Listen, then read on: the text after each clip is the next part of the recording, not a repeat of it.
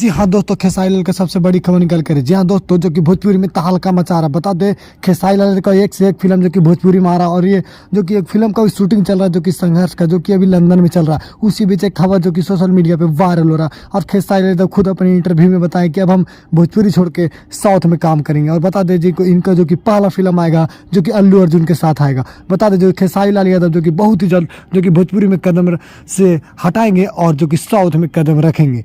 तो आपको जो कि ये भोजपुरी में जो कि तहलका मचाते रहते हैं, उसी तरह जो कि साउथ में जो कि तहलका मचाएंगे। और बहुत ही जल्द जो कि अल्लू अर्जुन और खेसारी लाल का जो कि फिल्म शूटिंग होने वाला है, जो कि लंदन में ही। संघर्ष फिल्म शूटिंग होने के बाद तुरंत ही उस फिल्म को स्टार्ट करेंगे खेसारी लाल शूटिंग के लिए। और बहुत ही जल्द आप लोग को देखने को मिलेगा एक ब्लॉकबस्टर मूवी जो कि अल्लू अर्जुन के साथ ये देखेंगे।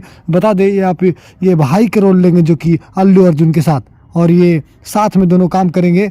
और ये जो कि भोजपुरी में छोड़कर अब साउथ में काम करेंगे। तो ये खबर आपको सुनकर कैसा लगा, हमारे वीडियो कमेंट में जरूर बताएं। फिर मिलता है अगले वीडियो में इसी अंदाज के साथ।